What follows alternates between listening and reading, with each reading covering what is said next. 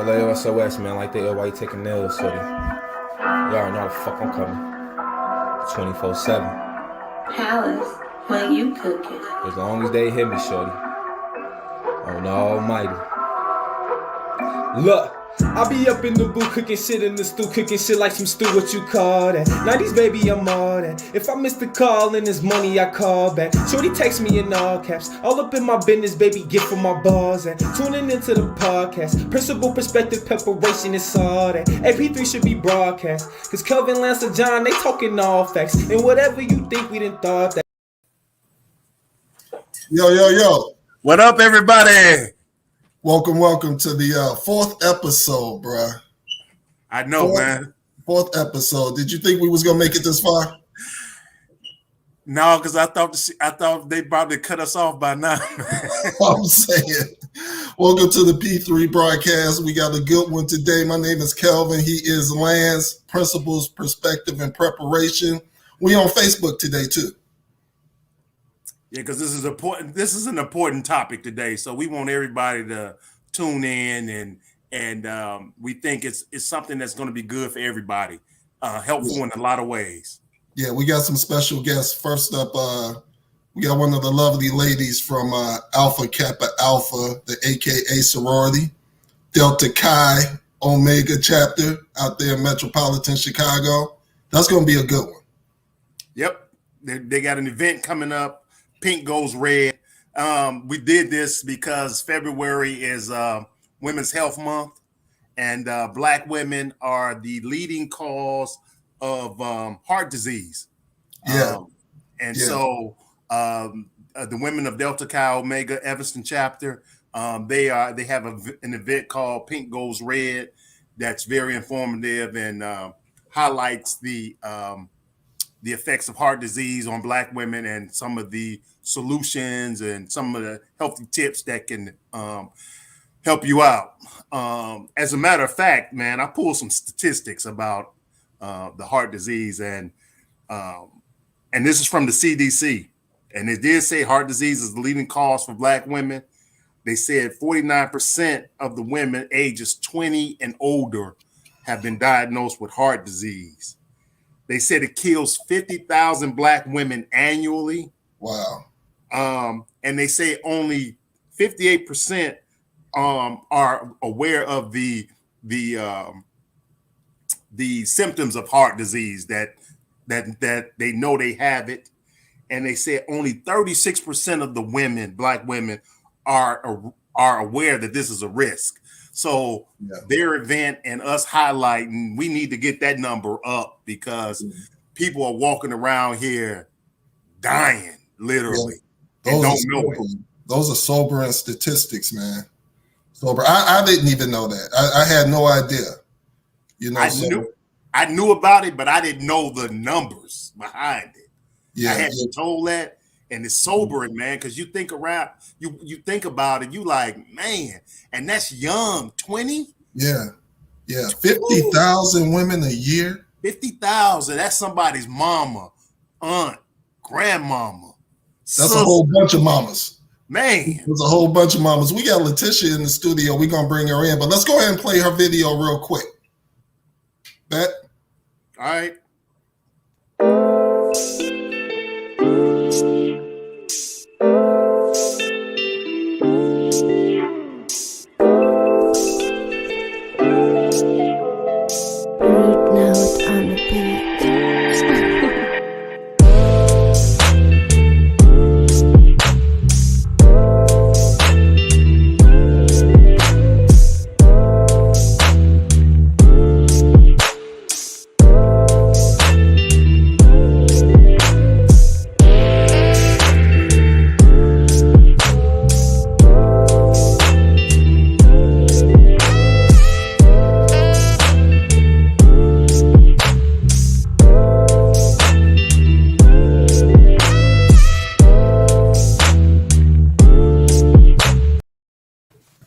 Yeah, that's smooth. That sounds like AKA music too. Sister Tish.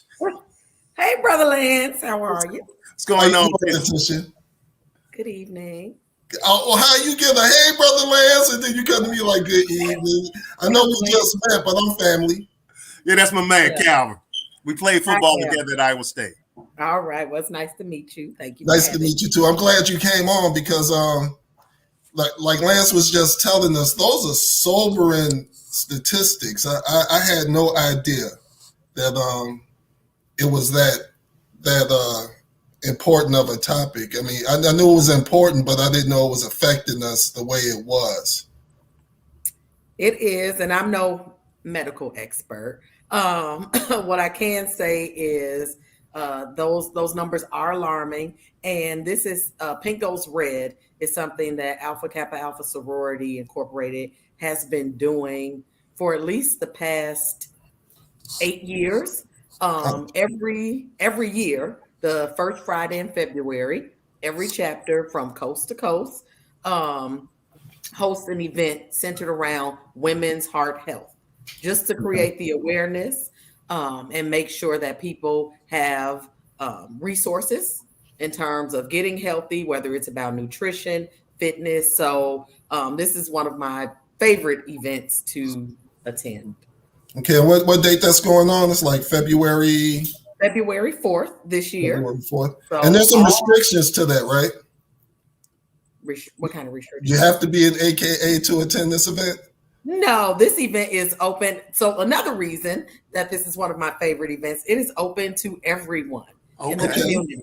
And one of the upsides of this pandemic period that we're in is the ability to attend events, whether you live in the area or not. Normally we do this in person with like a local gym or community organization or event space, but we will be doing this virtually, meaning if you are in California, if you're on the other side of the world, you can attend. Okay. So I can attend. You can attend. Please I might pop in and hear y'all discussion because most of y'all stuff be private. I might want to see what's going on, what y'all are talking about up in there. So you got our health is not. This is not private. We want people to be aware and informed. All right, because I got a heart too. Yes, you do. So you got a discussion. The discussion is being led by Caprice O'Brien. Yes, Coach Caprice. She is a dynamic fitness instructor, nutritionist, and speaker.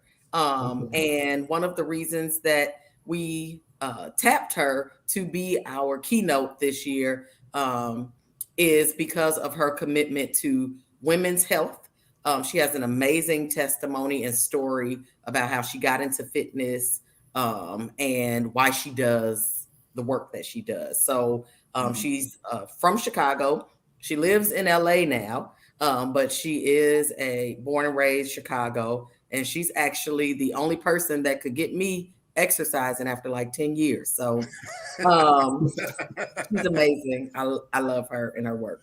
I might be with you. She might have me doing a couple jumping jacks. I haven't done anything since I left Iowa State.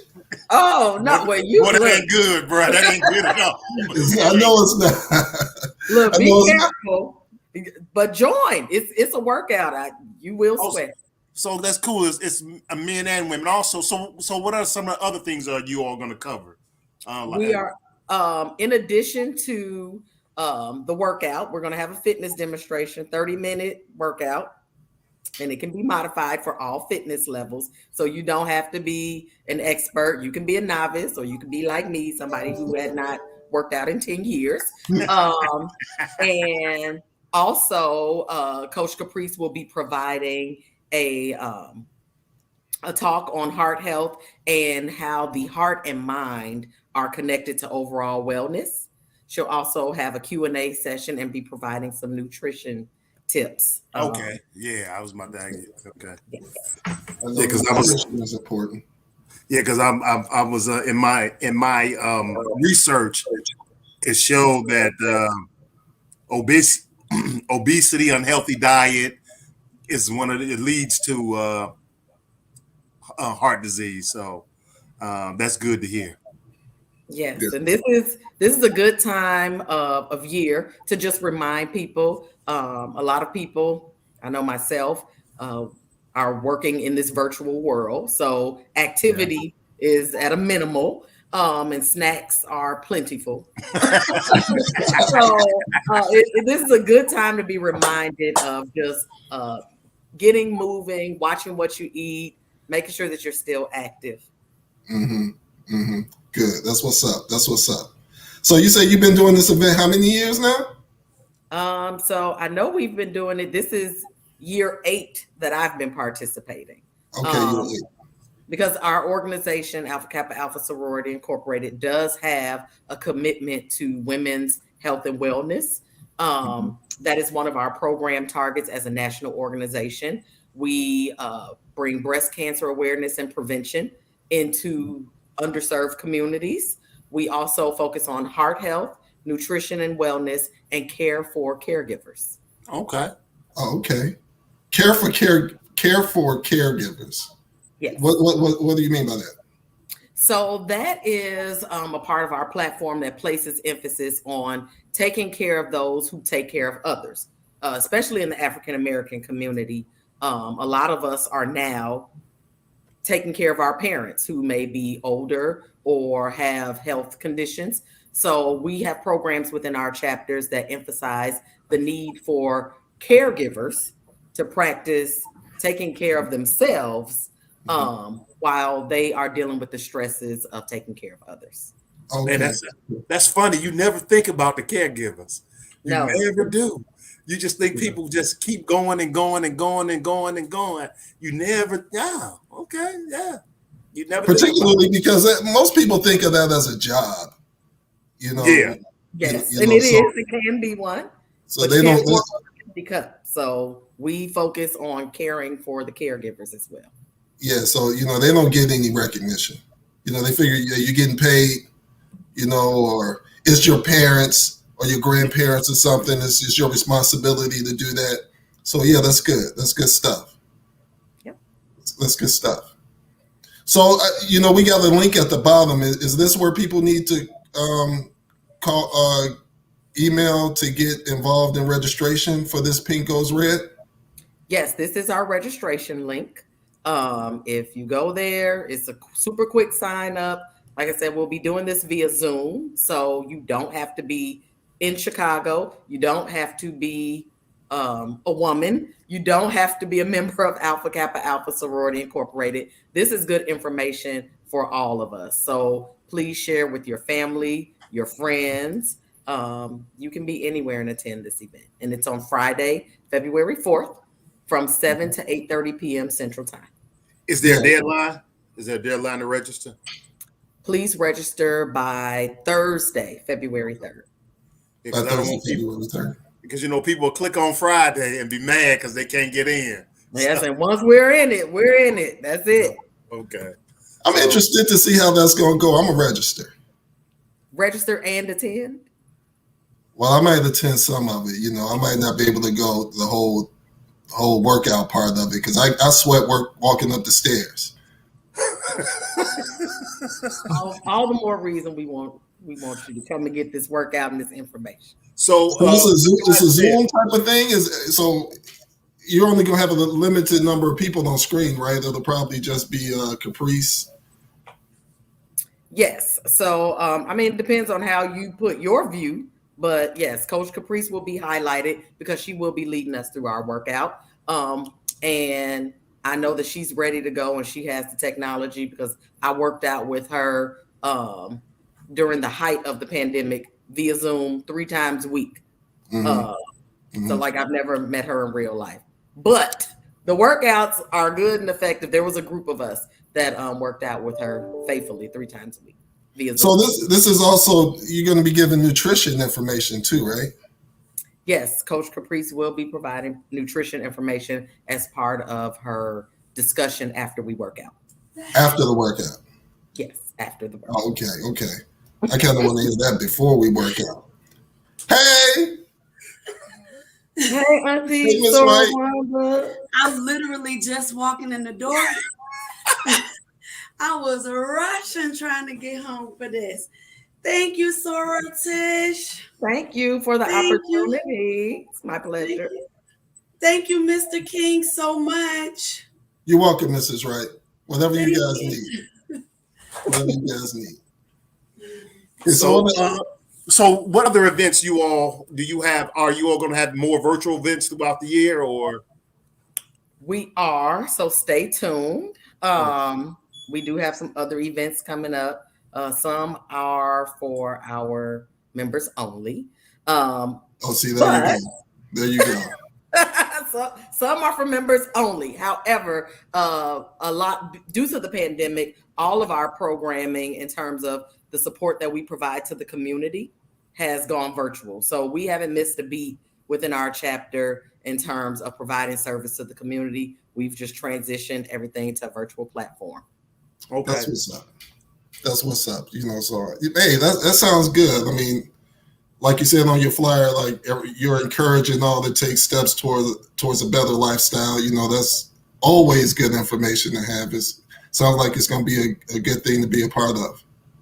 Yes, and if anyone wants to know about Coach Caprice prior to the event, you can look her up on Instagram. It's just Coach Caprice, or her page is Excuse Free Fitness as well.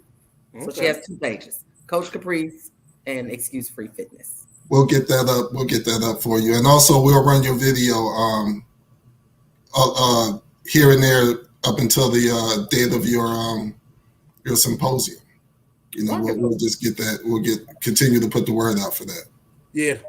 Thank you so much. I really appreciate you allowing me the opportunity to come on and share the great things that we have coming up. And thank you for the initiative. Thank you, Sister Tish. Thank you, Brother Les. All right, it was good talking to you. Thank you. Have a good one. All right, you too. Bye. That was good stuff, man. Yeah, that was good stuff, man. It seemed like they are always doing stuff for the community, though. They're really active and giving back. Yeah, it's more past the fluff. Like my wife always said, the hazing start when you get in the organization. Because now you got stuff to do. You have to earn your letters. Yeah. You got to run programs. You have to literally give back. Yeah. And if you truly, I give them a hard time, but they do a lot of good work. Yeah, well, that's what it's about, giving back, right? I mean, I think that's the most important part of being in a sorority is the community service and giving back. At least that's what I thought. That's what I thought too. So I could be wrong, but no, I think they build their platform on that. So, and with this being, as being some of the risk factors with this heart disease being linked to diabetes, overweight, unhealthy diet, too much alcohol, having strokes. So, people need to know that, you can't have all these salty foods. You can't eat it. I know we all like to eat for the holidays. Even me, I like a little macaroni and dressing and turkey, but you can't do all that every day. Right. You can't. Right. Guess who decided to come to the studio? Who still had to come to the studio? Keisha. What up, Keisha? Let Keisha on in, man. Hey, good evening. What up, Keisha? Glad you could make it. Thank you, Kelvin, for having me. Hello, Lancer. Hello, Wanda. What's up? Tish was here earlier, so you can just go ahead and we can continue on the conversation about the your event coming up. Wonderful. Well, I'm glad that you and the audience have already heard about Pink Goes Red, but I'm just coming in again to give another shout out for our event that's next Friday. Actually, our chapter is obviously offering a Pink Goes Red, but a lot of other chapters of Alpha Kappa Alpha Sorority Incorporated are celebrating and really putting out there the need for Black women in particular to take care of their heart health. And so that's what the event is all about, allowing us to exercise and learn some tips about how to keep our hearts healthy. Yeah, Lance was giving us some statistics, 50,000 Black women a year, huh? Yep. Yes, it's a heart disease is a silent killer. We definitely hear about men a lot having heart disease, and that widowmaker kind of heart attack idea. But women are definitely at risk, and our symptoms are different. So invite you all to come out and learn about how women have heart disease differently than men, and ways that we can keep ourselves healthy. What are some of the symptoms that are different than men? Like, some of this, well, so for men, they might have that like tightness in their arm and tightness in their chest. But women sometimes have a lot of fatigue that could be associated with heart disease. And, there's symptoms that just could be like more of a headache kind of thing. So sometimes the symptoms look different in women than they do in men. Wow, yeah, I was looking forward to attending your event because it's for everybody, and I know you guys are pretty exclusive on who you let in your doors and into your events. But I'm gonna attend this one, even though I didn't realize it was next Friday. Yes, next Friday. And yes, this is an event that's open to the public. So anybody can use the link. Thank you so much for providing the link to register. It's absolutely free. In addition to getting some tips and some exercise in that evening, we're also going to be giving away some prizes. So it'll be a fun event. Giving away some prizes? Yes, some prizes. Like what? You have to come to find out. What do you have to do to win? You don't have to do anything special to win. We'll have a kind of live raffle and opportunity for people. Raffle! I never win a raffle, man. I don't win raffles, man. That's like playing the lottery, man. I'm just coming just to come. Your odds are pretty good, though. I don't know, because we're gonna throw it out there. We're gonna make it happen. We're gonna try to get as many people to register as possible. Like I was telling Letitia, we're gonna continue to run you all's information for the next couple of weeks. I think we got one more show, right? Yeah, we got one next Wednesday. We got one more show, so we'll run it throughout this show, and we'll run it through next show and play you all's video and everything, and try to get some people to come and register and check you out, and get some information on heart health. Yeah, thank you for supporting us, and thank you for supporting women's health. It's all good. Also, we had a question from a Facebook user. They said they missed, when is the Zoom exercise? So it will be It'll be a part of this event. So come on out. Starts at 7. So between 7 and 8:30, there'll be about a 35 to 40-minute exercise piece, in addition to that educational piece, which is so important. We need to learn about how to stay healthy.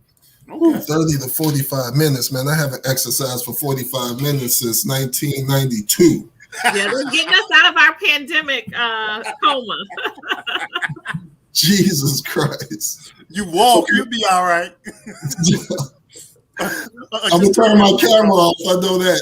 But for everybody they can register at this link on the bottom of the screen, correct? They can register at the tinyurl.com, aka DCO, which is our chapter, Delta Chi Omega, Pink Goes Red 2022.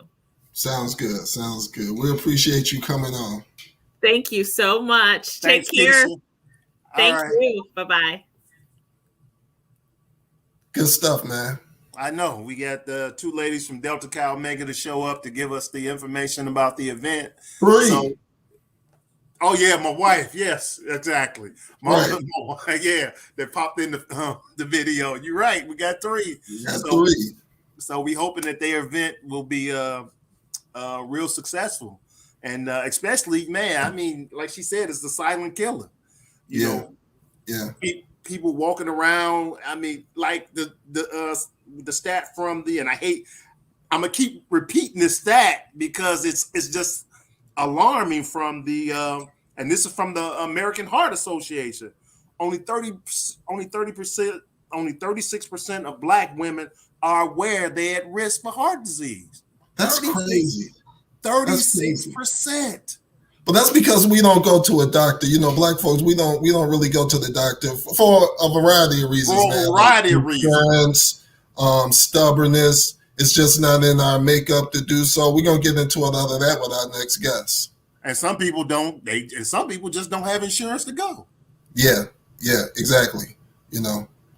And if I can just add for 1 second, when we have to learn to advocate for ourselves when we go to the doctor. Don't be afraid to talk to your doctor. If something is not right, ask questions. Ask questions. I wonder why we don't do that. I guess we don't want to know. We kind of figure if we don't know, then it ain't happening. No. And then we're ashamed, or we feel uncomfortable. We feel embarrassed. But you have to advocate for yourself. That's the most important part of self-care. I preach that to my staff all the time. When you're flying on a plane, they tell you to put your mask on first. There's nothing selfish about self-care. You have to take care of yourself before you can take care of anybody else.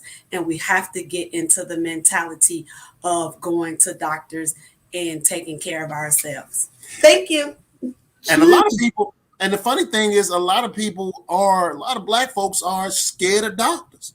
They are, especially if the doctor doesn't look like them. Right. They're afraid to say that. So a big part of that is they need more doctors like Cherie. They need more doctors, Black female doctors. So that in one, I think, will cut down on a lot of stuff, because now they're free to speak with that person and say, hey, I'm having this problem. I'm feeling fatigue, or then they can run the test and say, hey, you at risk for something. They don't The problem is, it's not a lot of doctors out there like Dr. Meeks. Yep. It's not a lot of people out there like Cherie. I've been telling people this all day. It was like, we talked to Cherie yesterday, and you just don't run across many doctors as personable as she is, Yep. And most of the doctors that I've seen, I don't even really want to talk to. I don't even want to be in their presence. I'm just trying to get out of there as quick as possible. Exactly. You know what I'm saying? So if we have more doctors like Cherie, then maybe that'll make a big difference. And that's a big thing. People having doctors that care and look like them, so they can relate to them. Yeah. And that has all. If you look at the history of medicine and Black people, it ain't been all. Let's be honest, it ain't not been all that good. No. We suspicious. We are very suspicious. We like, but at the same time, it's causing us to have all these health problems. Yeah. Now, is that causing us to have the health problems, or is it our lifestyle? I think it's more that the lifestyle. That factors in as well. I'm not saying a lot of ignorance. That factors in as well, but also it causes problems because now you're not able to go. You're not getting checked out at the doctor. Yeah. So you don't have nobody telling you, man, you can't eat fried chicken every day. Stop mashing that macaroni up with that cornbread. Exactly. With that butter on there. You can't do that every day. I know we're going to get into that with Cherie too. So we got Dr. Cherie Meeks, personal friend of ours, in the studio. She's going to come in and talk and talk a lot about the same stuff we're talking about now. So let's go ahead and bring her in now. Hi, guys. How y'all doing? What up, Cherie? All right. First, I want to send a shout out to my sorors. They did a phenomenal job. I am also a member of that pink and green crew. I belong to We know. Right. So, phenomenal job. And another plug for Pink Goes Red.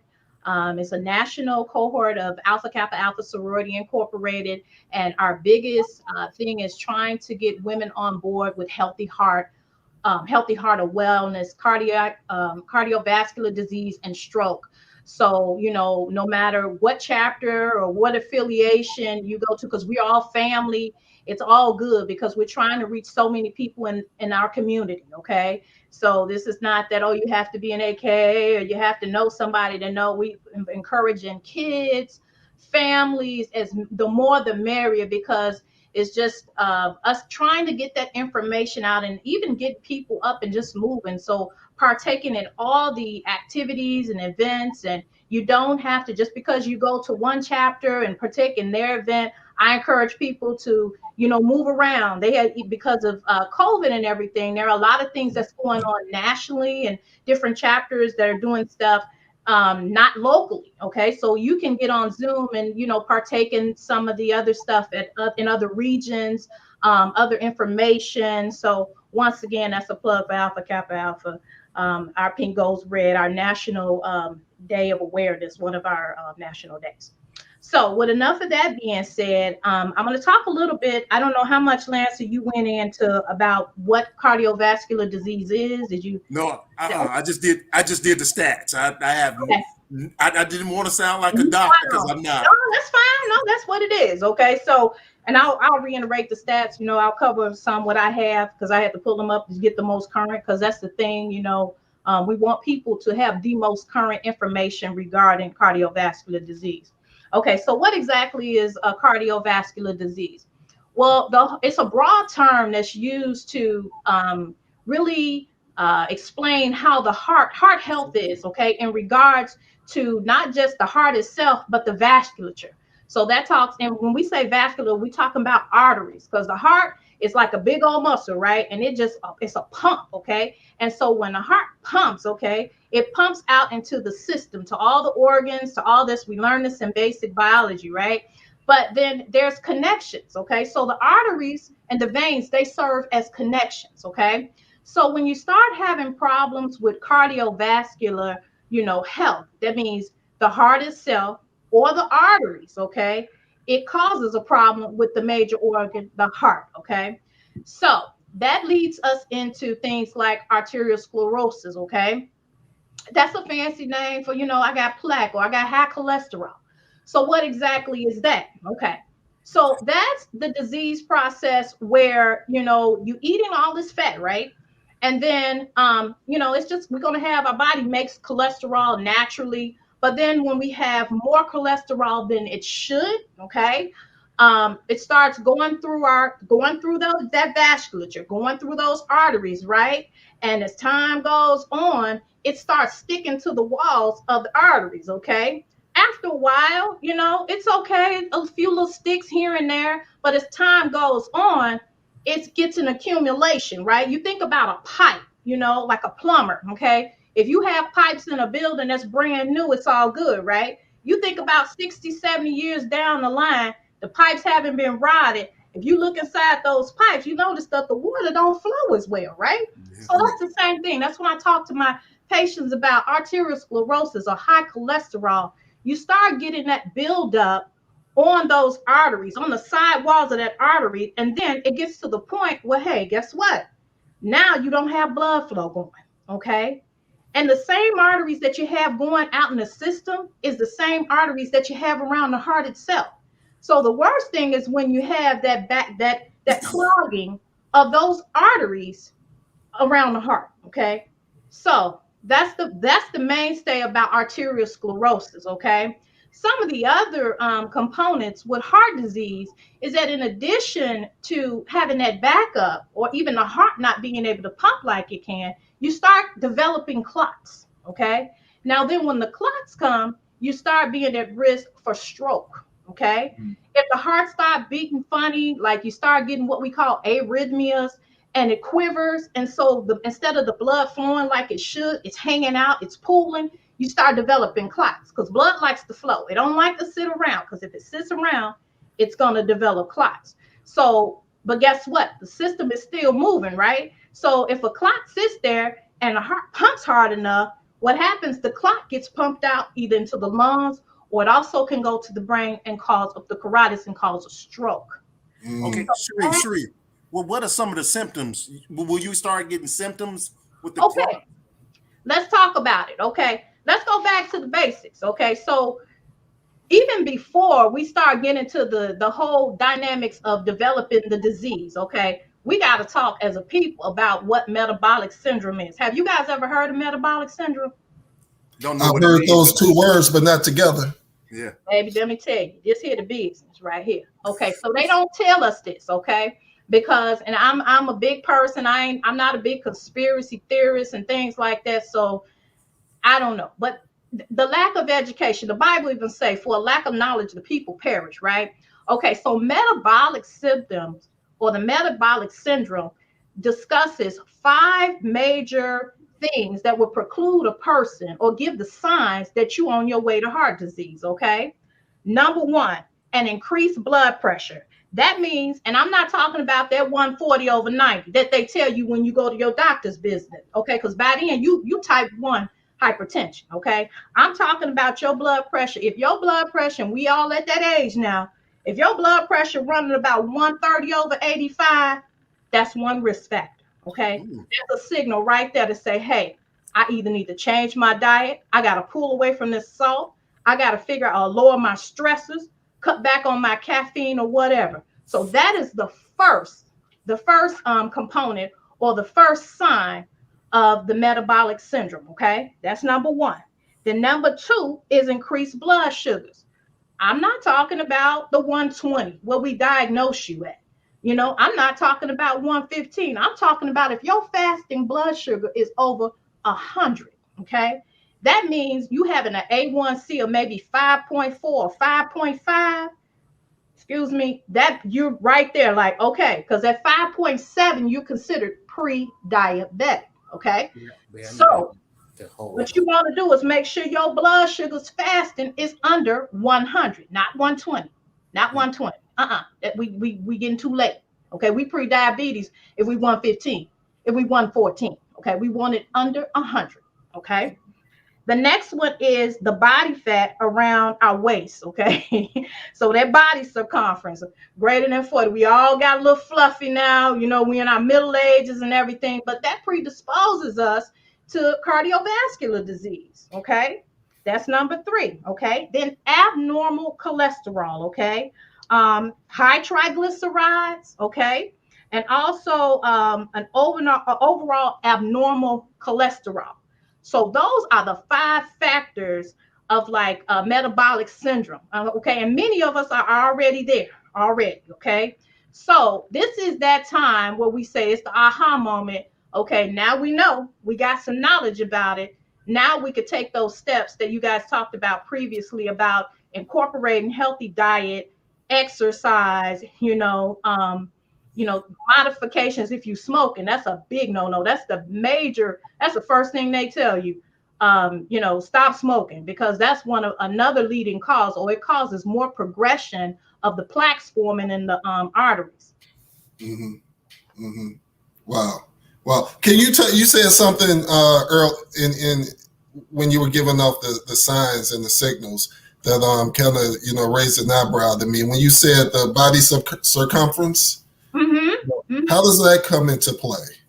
Because trunk weight, okay, that is equivalent. Normally, the body should not have a lot of body fat around the waist, so around the waistline, okay? Because what happens is your organs, okay, there's not a lot of fat around viscera, okay? So your organs, when you look at it, if you remember or you looked at any cadavers or anything, even if you did like animals in high school or anything, you can look and there's not a lot of fat. When you cut them open, you don't see a lot of fat, a lot of viscera.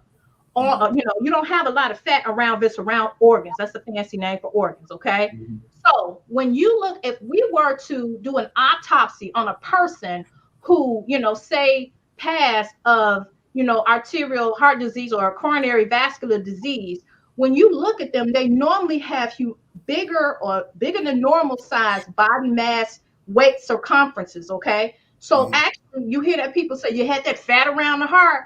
That's what happens. So everything pushes up. So it starts the abdominal weight, okay? And then that fat, that adipose, that extra adipose tissue allows for, guess what? Other biochemical processes to occur, which will proceed and cause you to be more at risk for diabetes, stroke, and most important, the main thing is heart attack, okay? Yeah. I mean, that's kind of a tricky for us as a people, because a lot of our women, a lot of Black women, they take pride in the being chunky. being thick, and they may not realize, how that's playing a part in having a unhealthy heart, or putting them at risk of heart disease. And I'm not saying, that African American women, our women as a whole, anyway, we're a little more curvy than most women. So I'm not saying we have to follow that guideline of having that BMI of 27, because honestly, a BMI of 27, we would look like crackheads. Okay. So I said what I said. So Cherie, what is BMI? You got the body mass index. Okay. So that's I'm sorry. I don't want to, that doctor thing coming out. Y'all bring me back in. I'm trying to. People probably like, what the? Like, what you talking about? BMF, Black Mafia family? That's no, really though. BMI. So your body mass index, okay? That's a ratio of your weight and your height, okay? So based on the ratio of how tall you are and your weight, that gives you this number, and it should tell you where you fall in these classes, okay? So from certain numbers, like a BMI from 18 to 27, a BMI, body mass index, okay? That's considered a normal BMI. So under 18 is considered underweight, okay? So then when you start going into a BMI of, say, 28 to like 30, let me get it right, 30 to 28 to like 30, okay? That's called overweight. Then when you go to 30 to 35, that's type 1 obesity. And then when you go from 35 to 39, that's type 2 obesity. And 39, 40 above is morbidly obese. So they got all these categories that they put you in based on the ratio of your weight and your height, okay? Now, we know that a lot of us, we're a little short, we're a little thick, okay? And I'm going to be honest and forthcoming with you. I've seen women who come in thin as a rail, Caucasian women, marathon runners, and their cholesterol is sometimes worse than some of the women, some of our women who may be a little shorter, a little thicker, and have a little more BMI, okay? That's when heredity, lifestyle, all those things come into place too. So that's why it's so important you have that relationship with the physician, and you have a doctor you can talk to, and that they can address you on a case-by-case basis. Instead of just treating labs, you treat the person. So with that being said, having an idea what your BMI is, but also having a realistic view, like looking at your family and looking at your bone structure, what would be a healthy BMI for an individual? But most importantly, you want to definitely stay out of that red zone where it would preclude you to developing heart disease. Yeah. Lance was talking earlier about, the relationships that we have with our physicians, which is almost nil to none. We don't, we as a Black people, we don't really trust the medical experts like we should, and we don't have the conversations that we should be having, the open, honest conversations that we should have when we do go see a doctor. Because I know, speaking from the men in my family, the older men in my family, it was always a thing of, well, if we don't bring it up, it ain't happening. Right. And that's a dangerous game to play, because by the time you figure out that it is happening, it's too late. Yep. You know what I'm saying? But I was saying, the reason that some of that might be is because we don't have a lot of physicians that like yourself that we can relate to. So, it's hard talking to somebody when, they're from a different background, or they don't understand how it is, living in the Black community and existing in the Black community. So we shy away from that. Do you see a lot of that? Yes, but Calvin, just like Soror Wright said, here is the thing. This is a different age and time now. And I think what has happened, we, not just Black people, but people in general with medicine, we have been so programmed that the doctor knows best. Okay, right? We are in the top 3% of the country, academically. So you think this person knows everything and all things. But I tell my patients all the time, okay, we can come up together and I can tell you all these things of what to do and not to do. But at the end of the day, you got to live with the decision making, okay? And you have to be a part of it. I tell patients, it's like your body is like a car, okay? You don't take your car to any mechanic. Don't take your body to any doctor.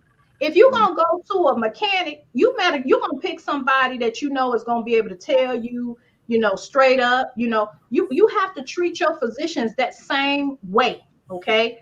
Don't be fearful, because let me tell you, I've sat on the other side of this table, this chair, more years than I've sat on this side of it. And I remember being in that seat and going into doctor's office and they're using these words and jargon and stuff, talking way over my head. And I'm sitting up there shaking my head. Like I understood it and didn't understand a word they said. And when I finally went to medical school at a later age, I say, my God, that's what they would do. You spend all this money to talk. Why you just don't say what it means to people? Yeah. You want to seem so special, like it's a hidden secret.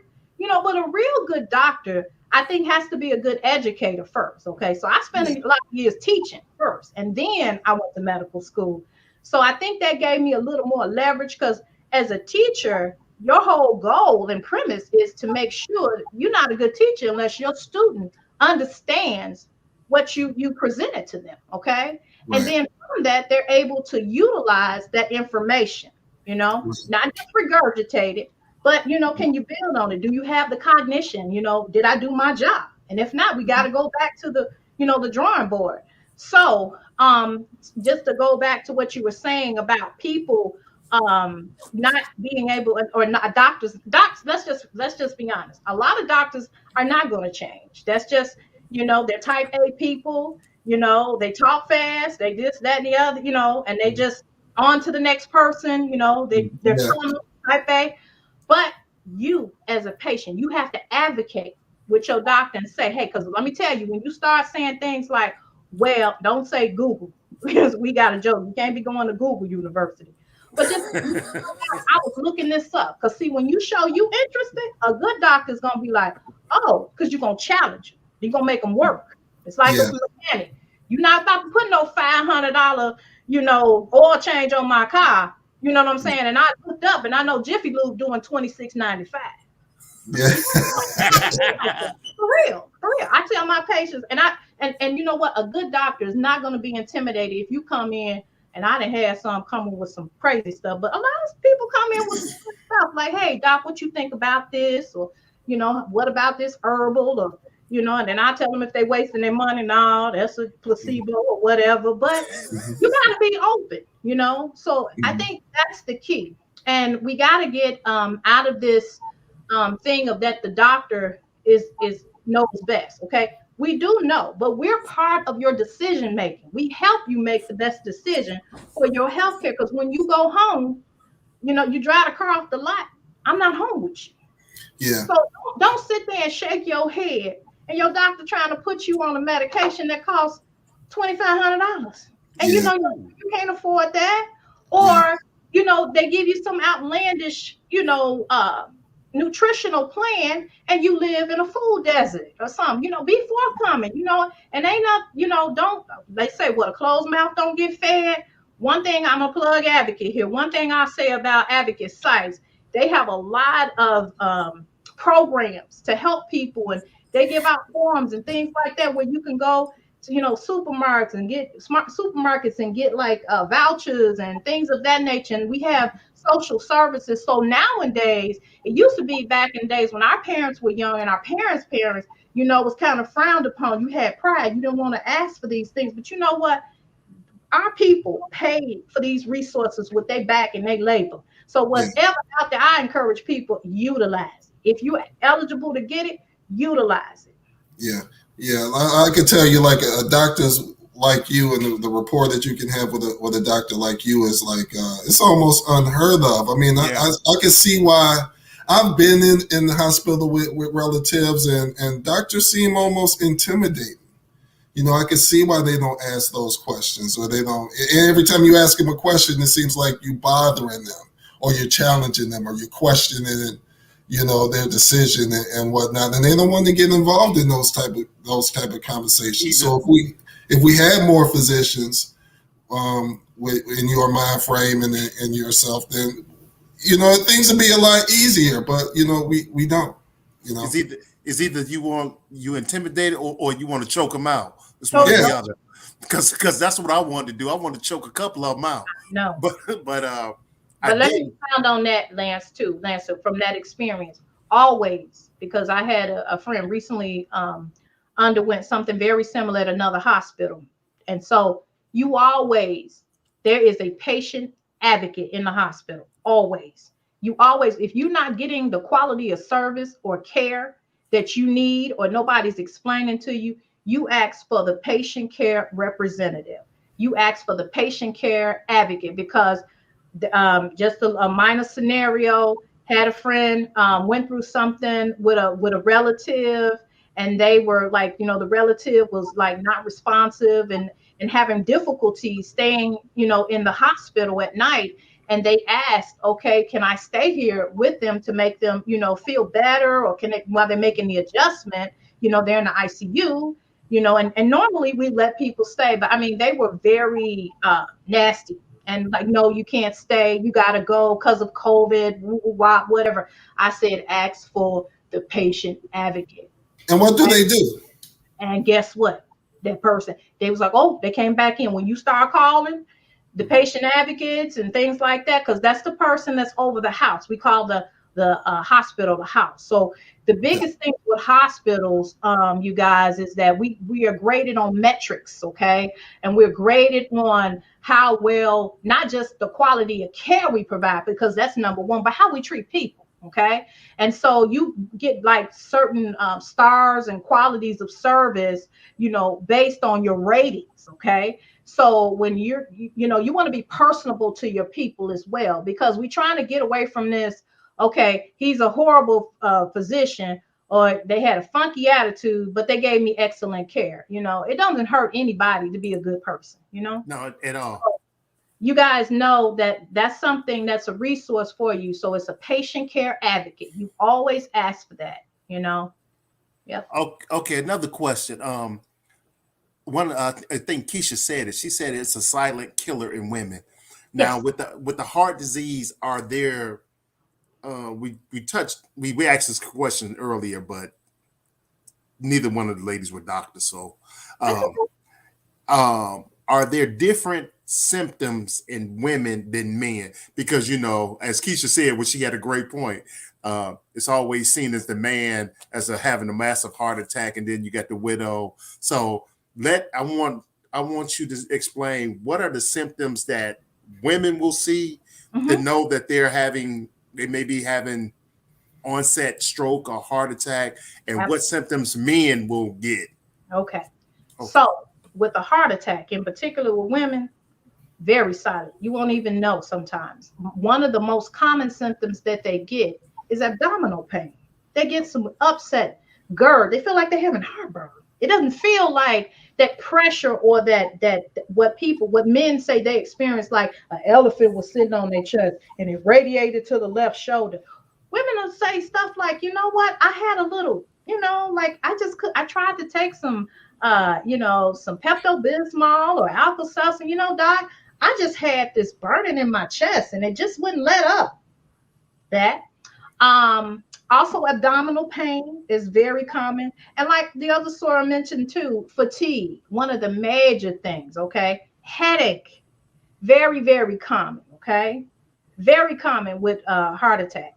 Stroke, very similar. They present like men, because the stroke is stroke. It's like, hey, the vessel cut off, it's cut off. You done threw a clot, everybody gonna get it. You get sometimes what we call focal neurological deficits. So you may have a temporary change in your vision, change in your speech, facial droop, okay? Sometimes you get what we call palpitations, like your heart is racing. So those things are common with stroke with men and women, but where they vary is with the heart attack. Wow. Interesting. Some people sometimes get a ringing in their ear. It's very common. Interesting. That's why they call it the silent killer. So Silent killer. It's easy to dismiss it and say, "Oh, I had some heartburn, or I had a stomach ache. I had a headache." I'm tired. Yeah. Wow. So okay. So as a doctor, what are some of the things, some of the basic things that they can do, so people can do to better to prevent this from happening? Absolutely. That's what I'm here for that. Main thing, first thing, know your family history. Okay. They have something, and I think the source touched based on it earlier, called sudden death. Okay. One of the questions we ask everybody when you come see me on the first visit, it's like, okay, has anybody in your family suffered from cardiac arrest or had a heart attack before age 50? Remember Ben Wilson, y'all, and when we was coming up and high school and stuff like that, and not Ben Wilson, but it was not Ben Wilson. Who was the basketball? Len Bias? Is it Man, Len Bias? that was the one. Okay, they were like, well, what happened? This, that, and the other. He had sudden cardiac death. And he had that. He was predisposed for it, and that's an actual genetic condition, and it's passed down through genetics, through the males, through the people in the family. Okay, so that's why we ask that question. Ain't people trying to get your business and trying to find out what's going on with your people? We trying to see, because think about it, there's no genetic test, there's no marker. We're not gonna take your blood and say, hey, this you at risk for a heart attack outside of your cholesterol. But if we don't know, the history, how then can we better, come up with the plan and figure out what's going on with you? And I say this, and my sister doesn't mind me sharing this, but my brother-in-law, okay, his father passed of a massive heart attack at 58. Okay. Frank, Seiko's husband, Lance, Frank made it to his 53rd birthday, and they found out later that he had sudden cardiac, that they had nothing else in his history that precluded him to having a heart attack. But then they found out after the fact that, he was out just taking stuff day after Thanksgiving, maybe about 4 years ago, taking things out to the garbage can and everything like that, and just dropped dead. So there's a reason. So Calvin, to answer your question, the first thing is be forthcoming and know your family history. Okay, that's the first thing. So you can kind of have a little bit of a roadmap to know how far you really need to dive into this thing. Okay. Second thing is, okay, watch your sodium intake. Okay. You don't want to be at risk for hypertension. Okay. And sodium is the main thing, but there are so many other components to blood pressure. In particular, stressors. So if you work a stressful job, or you one of them high-strung anxiety people, learn to develop some relaxation techniques, or get a massage or run or do whatever you need to do to keep your stressors in alignment. Okay. Healthy, and if you're a big person with caffeine, make sure you monitor your blood pressures, because caffeine is another one that can also run that pressure up. And after a while, you start having some effects with that, especially not as much as the salt and the weight, but if you have the salt and the weight and the caffeine, it makes it worse. Right. Okay? Yeah. So watching those things too. The body mass index we talked about. So weight, okay. Lifestyle choices, things like smoking and drinking. If you know that you a little bit heavy, or you starting to have some symptoms, you start developing cholesterol, things like that, then you need to cut down on some of those things that we enjoy when we party, okay? And then most importantly, move. The recommendation is at least 30 minutes of some type of cardio 3 times a week, okay? Just start moving. Yeah. What about the diet though? What about diet concerns? Because I know a lot of things that we eat aren't good for you.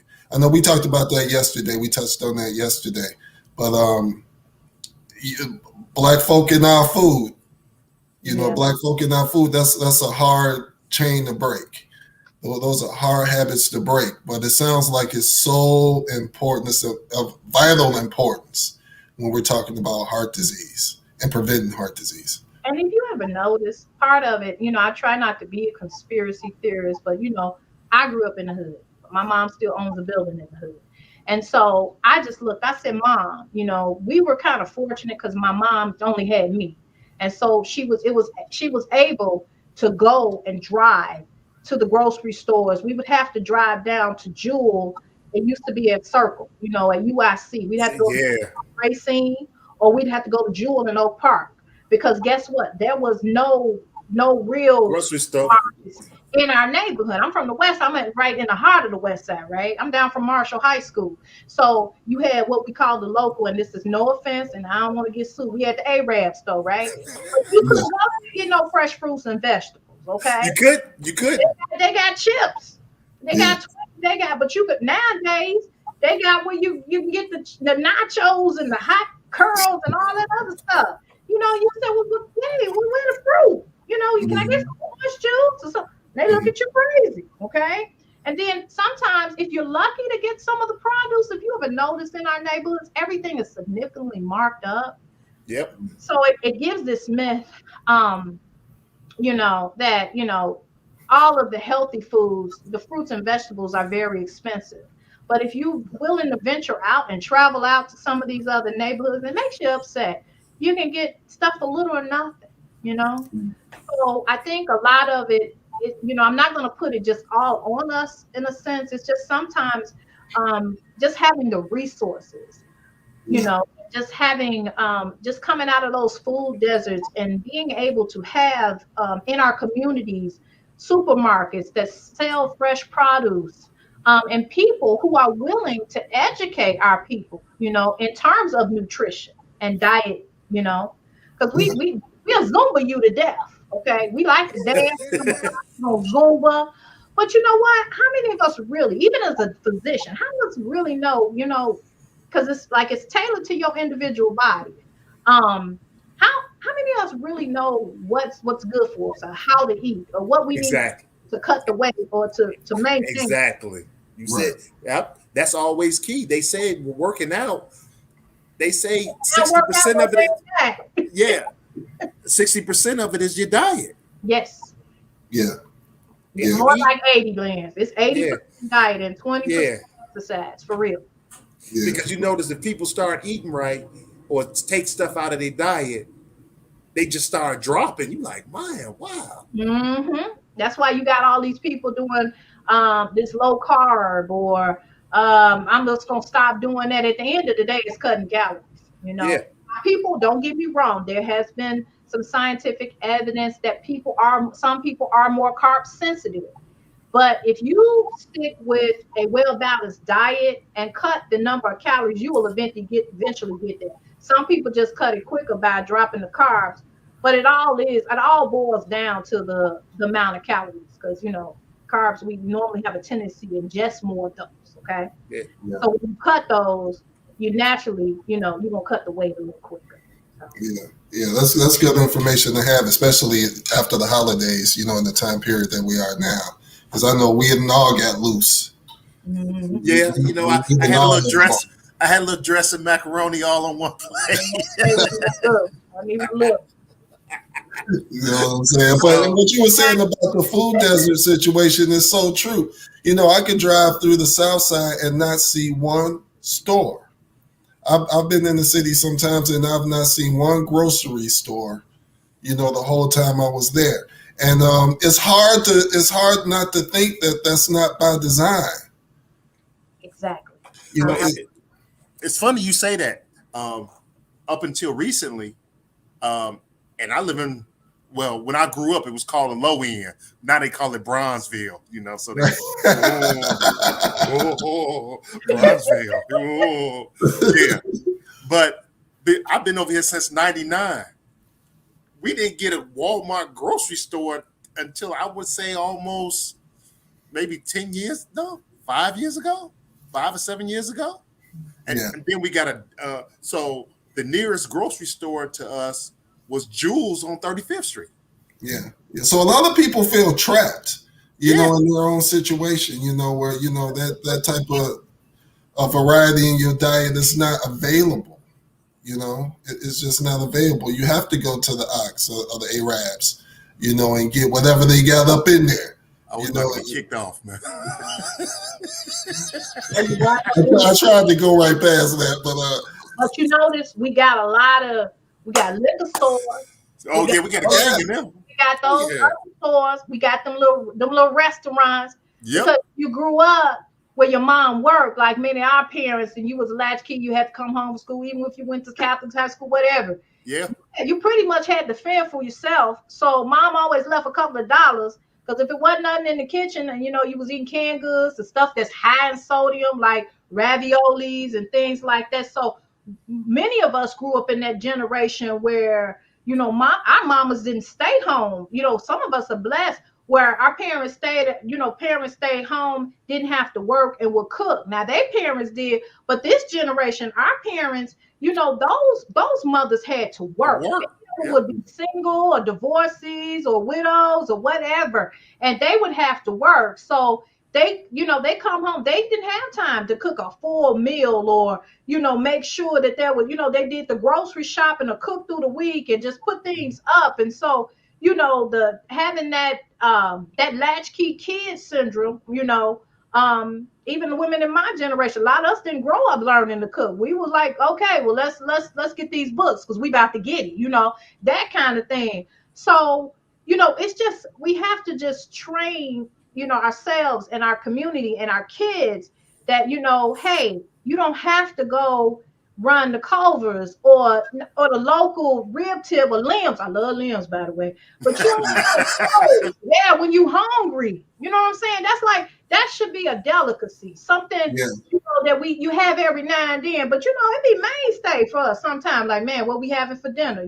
Let's go to limbs.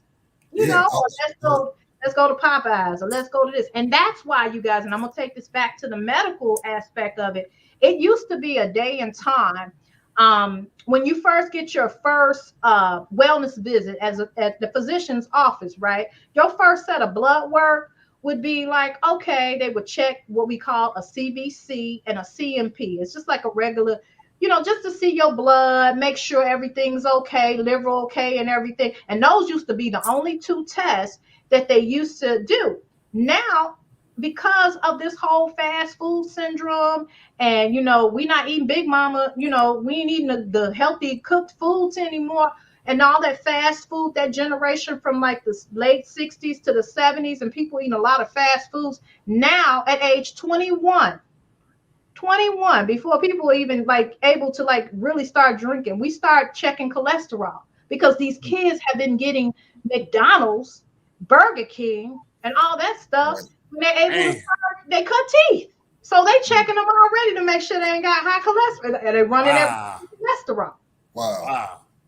That high cholesterol used to be a disease that you get when you our age. Now we in our late 40s, early 50s. Now we checking kids at 21. You got to get one cholesterol, and you get a blood pressure at 21. Wow. That's amazing. Wow. Now, Times have changed. 21. Times have changed. Times have changed. But you're right about that. I remember when I was a young guy, we would McDonald's would be like once a month or once every other, or a special occasion or something. Now McDonald's is a mainstay. Every day. It's every day, couple times a day. Yep. Now, Cherie, would you recommend people getting an annual physical? Absolutely. And you know what? The funny part about it is, Len, many of us, we got insurance, okay? We got it. And I tell people, get their eye exam too, and their dentist appointments. I need to go to the dentist, but yeah, you got to get your dentist appointment. You pay for this stuff. You pay into your insurance. There's a reason why they got it. It's called preventive medicine and health maintenance, okay? Insurance companies, how it's set up, okay? They're not really trying to do us no favor, right? So what they try to do is have these screenings in place, so they're trying to prevent further harm, okay? Because it's one thing to pay for, say, for instance, a cleaning or maybe even a filling or two. But it's another thing if they let you go and your mouth go raggedy and they got to do, okay, then they're going to wind up paying out more for, implants and all that other good Root stuff. canal and all that. And that's the same thing with your your screening exams every year. You get your blood work, because from that, what we call a Chem 12 or CMP, that gives a lot of information. That can let me know how a patient's blood sugar is, okay? It'll let me know how well their kidneys are kind of doing. It'll let me know how their liver's doing. It'll give me some clues on their nutritional status. It looks at these certain elements in the body, and if they off, like the sodium and potassium, it could lead to other things as well. So you can get a lot just looking at that blood work. And then the CBC, that lets me know if you got any infection. Let me know if anything going on with your blood, if you're anemic, all that kind of stuff. So those are important. Those yearly tests, those are very critical to get. And so that's why your company give you that little form and say, hey, go see your doctor, fill this out, and they try to give you these points, and you can get a free Fitbit, or sometimes they give you money. It's called, they have these live well things, because they know these folks is dropping dead of heart attacks at these big companies and everything. So they're trying to prevent lawsuits, and they don't want their employees dropping dead either. Mm-hmm. So they know the importance of preventive medicine. So we have to advocate for that as well. So take advantage of it. Absolutely, every year.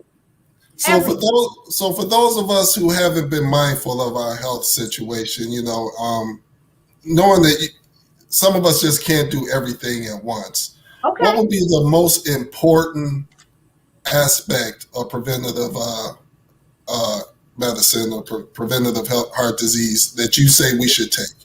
Okay. First of all, there's men and there's women. Okay. And I'm going to do a quick overview of the women and a quick overview of the men. For women, okay, at least get that mammogram at age 40. Mammogram should be done. Okay. Mm-hmm. Blood work. Okay. Definitely with the lipid panel. Okay. To check that cholesterol. Okay. Because remember, the cholesterol gives that sign for that arteriosclerosis. Okay. The plaque building up, which could lead to heart disease. Okay. Blood pressure check. Okay. You can get a blood pressure machine at Walgreens for like $11. You want to go on your wrist. Okay. Especially if you know that you run high anyway or have a family history of it. If you scared to go to the doctor, you just say, let me just see how my blood pressure is. You ain't gotta be no rocket scientist.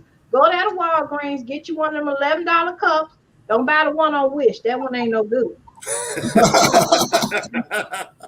that cup on you and just push that button, and that button will give you an idea of where your blood pressure, where you at, okay? And I recommend you just take it first thing when you wake up. That's called a baseline, okay? You slept all night.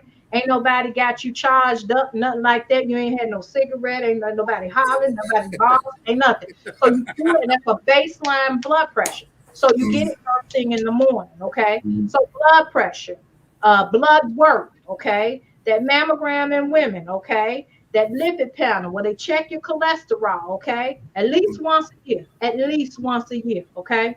Because I'm going to tell you something. In particular, from that CMP, I can look and see if your blood sugar is elevated. And then that's going to cause me to order a test called an A1C. And I've been catching a lot of pre-diabetes that way. And people didn't even know that they were they were at that level yet, because they hadn't got blood work in years. You think about it. We done been healthy our whole lives. Now we 40, 50 years old, like, oh, Lord. Right. Go to the doctor. Right. So for women, those are the main things. And of course, get that eye exam every 2 years, and the dentist, every 6 months, the routine cleaning and things like that. Men, same thing, but instead of that brush, you're going to do a prostate, okay? Okay, so the prostate, you can get what is called a PSA, okay? That's a blood draw, because a lot of brothers in particular, you ain't about to be poking me, and you ain't sticking one in the poke. I gonna do that, doc. Well, you say, okay, well, I got something else for you. How about this? Can I get a blood draw? Can I just at least get a PSA? And then they normally go along. You get a lot of that. Right. So that's that PSA, and still that same blood work, that lipid panel, you want that CMP, that CBC, okay? Still you want to check the eyes. Still you want to do those dental appointments twice a year, those routine cleanings, okay? And then as we age, so when we start getting towards like 50, then we start getting into some more things, okay? So in men, especially with the thing with Chadwick and everything, it used to be the screening age for the colonoscopy would be 50. Now in African-American men's, they're recommended at 45, okay? But once again, that's still another hurdle because a lot of brothers like, you ain't about to give me no colonoscopy. Well, we got another thing for you. It's called the FBOB, okay? And that's where you actually just submit a stool culture. You just bring your stool in the culture and they send it off, okay? That way you don't have to do the invasive colonoscopy because everybody ain't down with, the tube going up and everything. So Right. they go ahead and they do that, that particular is called a stool of coke, okay? And they send that, you give you the sample, you go home, you put your feces in it, put it in a brown bag, come and drop it off at the lab, and they'll check and see if it's any blood in it. Now, the thing with that is, if there is blood in it, then you have to undergo the colonoscopy. But if it ain't no blood and we ain't gonna fix nothing that ain't broke, so we don't need to look. Yeah. So that's Well, I have to give a disclaimer. Hey, when I get the prostate, I get both of them. I don't want no problems. That's right. Because I'm gonna I know a guy that he didn't get the prostate exam 1 year. He went back the next year. He had prostate cancer. Oh. I said, I said, no. I said, heard it ain't the most manly thing in the world. I'll admit that. But you know what? I'll take them seconds of discomfort to know that I ain't got no cancer, because cancer get on you. That's a whole nother ball game you don't want to deal with. I know. You don't want to deal with. So, hey, I'm going to admit, hey, I get both of them. Okay. I don't play. I'm like, hey, man, do both. Do what you got to do. Because I don't want nobody to give me a call saying I got prostate cancer, man. Right. No way. Let me ask a question, a general health question that I know a lot of people want to hear the answer to this. How does smoking weed affect your overall health? Is that a detriment to health? Because let me ask you why. Let me tell you why I say this. Because my dad passed away in 2011 of lung cancer, and he was an avid weed smoker. He smoked every day. And I asked the oncologist, will smoking weed help him out? Because he was having a hard time eating, his appetite was messed up, and he had radiation, so his throat was scarred up. And she was adamant in saying, yeah, if he can handle it, that would be a great thing. It would help his appetite and all of that. So, let me just put it out there. Is smoking weed a bad thing when we talk about general health? Let's talk a little bit about that. Okay, yeah. So as you guys know, up until recent, maybe the last 5-10 years, medical marijuana is the new thing. Okay. Yeah.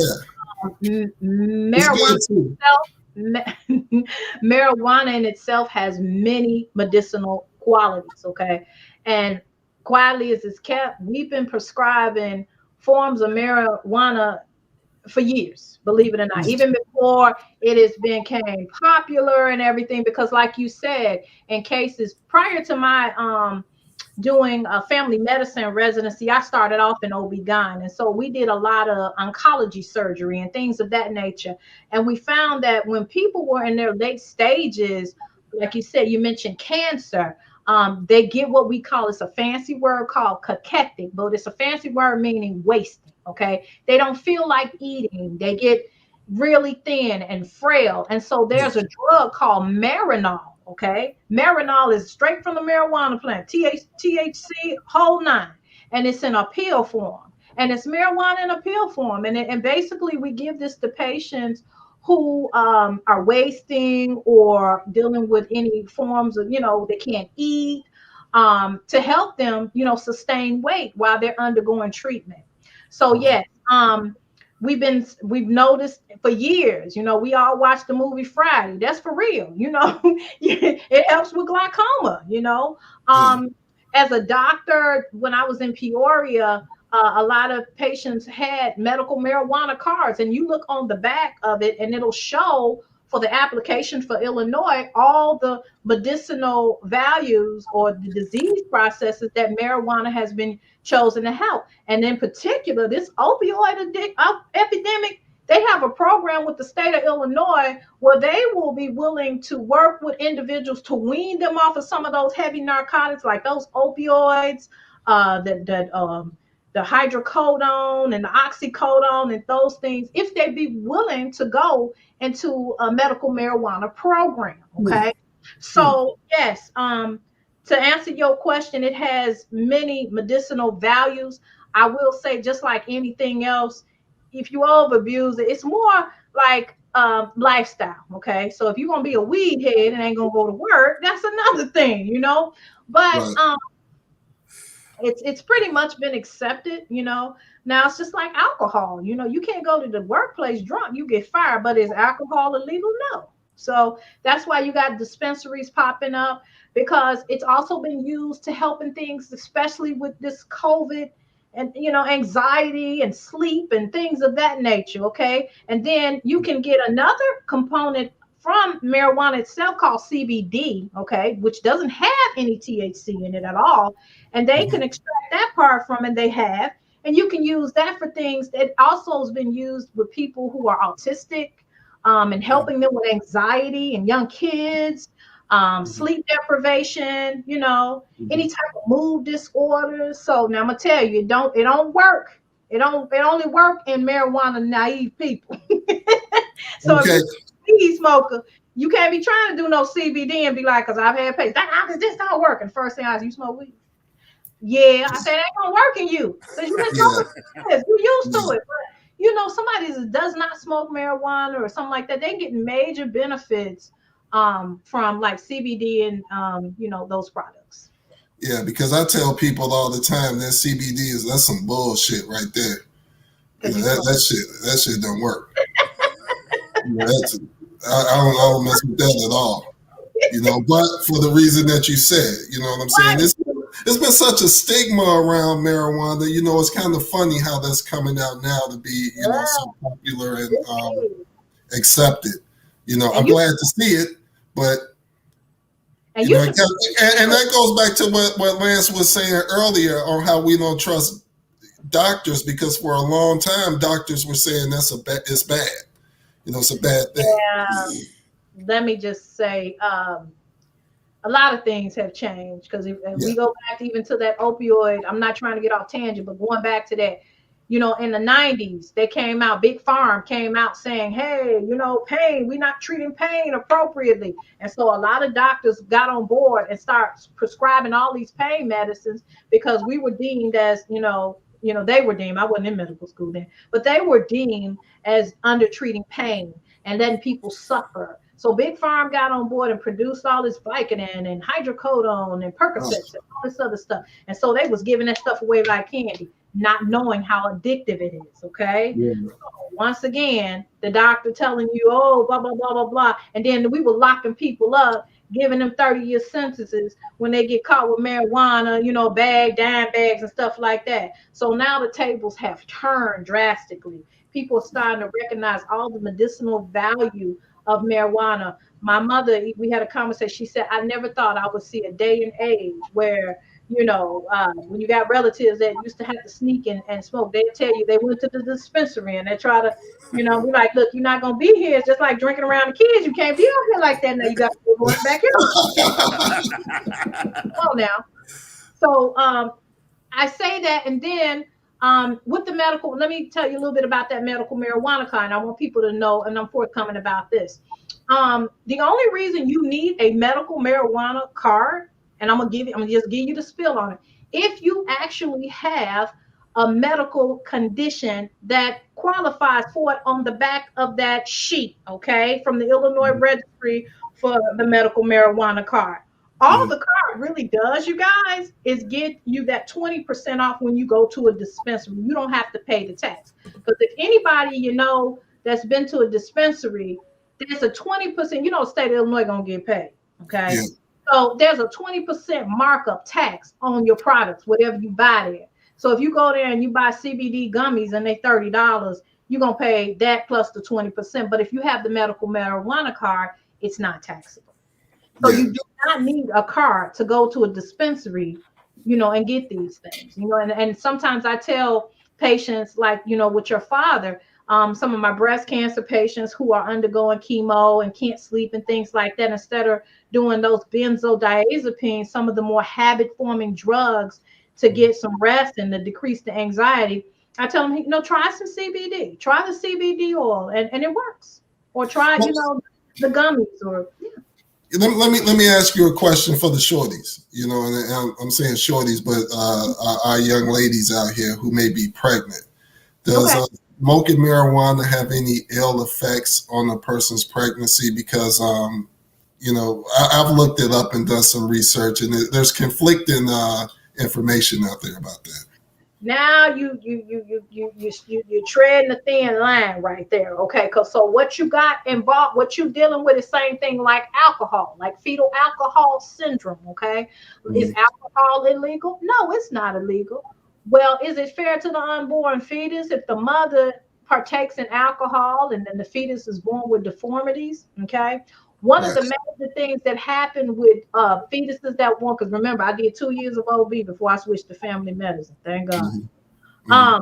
The thing about those babies when they're born, okay, they develop they have some type of fetal distress, many of them, okay, and they have what we call meconium, and that's a fancy name for they poop inside their mother before they've been birthed, okay, and it's this thick stuff, and sometimes if it gets down in their nose, and that's just a whole different triad. It's just a whole, you're going down a different rabbit hole, okay? So I don't ever advise any pregnant woman, because we real strict about that, because we want a good outcome, right? We want a healthy baby, right? We don't want no issues. So the marijuana itself, does it actually, cause issues? No, but it causes fetal distress, okay? Babies, they take in everything through the placenta that the mama do, okay? So, that meconium stains and all that, and getting that in that baby and all that, it's not a good thing. So it's not enough research out there. So I'm gonna still stick with the old recommendation: no drugs. Because if you seeing me and you pregnant, you only getting Tylenol, okay? Yeah. We don't. Now you can have your asthma medicine. We are because so many things are what we call teratogenic. That's a fancy name, causes birth defects or causes problems in a pregnancy. Okay. So very strict protocols. If you talk to anybody that's pregnant, ever had a baby, they'll tell you, I stopped smoking. I stopped doing everything, I can't advise. Yeah. Good information. Good information. Woo. I'm glad I got that out there, because there's a lot of misinformation out there about that, conflicting information. You know what I'm saying? Let our people not be the guinea pigs for that study. Let's right. Just go for what we know what's safe until we real research. Right. Wow. I've seen the aftermath, with that meconium stain and the baby undergoing fetal distress, and they ingesting that meconium. So they wind up having to go and go to the NICU and be observed and get fluids and things like that. But guess who comes straddling along with her suitcase? The social worker. Right. You know what? We did the drug panel, and it's positive. You had meconium, your placenta, meconium, and the baby had meconium, and the baby's also positive for THC. Yeah. And that brings a whole bunch of other issues about taking your baby from you. Yeah, a whole bunch of other set of problems. Yeah. You don't know that. Man, good info. Man, I'm glad you came on to spend some time with us, Cherie. We appreciate it, Cherie. All right, my Iowa State brothers. Yes, that's right. None of us finished from there, but hey. We started there. And, how you started, how we finished, right? Exactly. And we made some good bonds. Bonds for life. And I appreciate you coming on and giving us this good information. And sometime in the future, I will hope that you will come back with us. I was about to say that. We got to have the doctor back more often. Whenever y'all need me, whatever. Just let me know. Because this is a good show, man. This is the information we need. So I do thank you a lot, Cherie. We appreciate it. Y'all my brothers. Whatever y'all need. Thank you, Cherie. We'll talk to you later. All right, take care, y'all. You too. What are y'all? She crazy.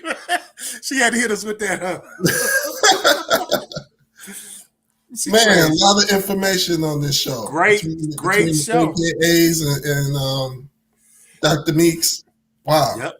Yeah, go out and support the event. It's open to the public. Delta Chi Omega chapter. Pink goes red February 4th, starting at 7 p.m. Go out and register, get your little exercise, get your little information about how to get healthy. Hey, you got to start somewhere. Yeah, Keisha and Letitia, thanks for coming on. Yes. Talking about the program. I promised them that we were going to run the video again, and we're going to make good on that and put up the registration link. You can see at the bottom of the screen. We'll do that on the next show and run the video again on the next show, and try to get as many people involved in that as possible, man. Yeah. So let's hit them one more time with it. Yep.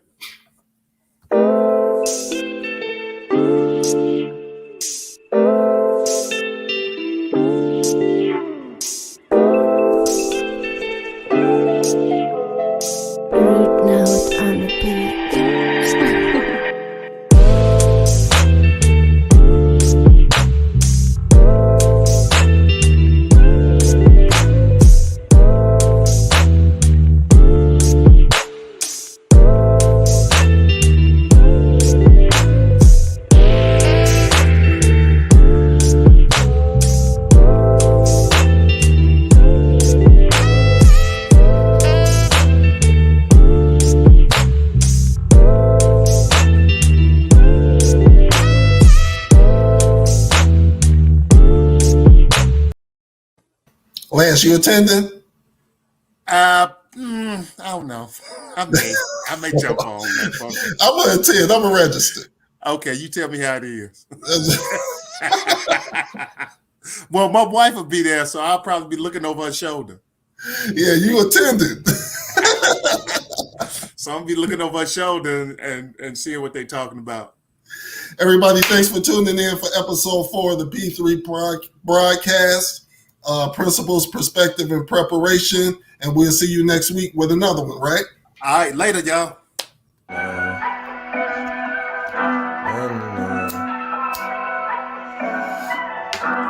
LAOSOS, man, like they why you taking nails, so you already know how the fuck I'm coming. 24/7. Palace, when you cooking. As long as they hit me, shorty. On the almighty. Look, I be up in the booth cooking shit in the stew, cooking shit like some stew, what you call that? 90s baby, I'm all that. If I miss the call and it's money, I call back. Shorty takes me in all caps, all up in my business, baby, get for my balls and tuning into the podcast. Principle, perspective, preparation, it's all that. AP3 should be broadcast, cause Kelvin, Lance, and John, they talking all facts. And whatever you think, we done thought that.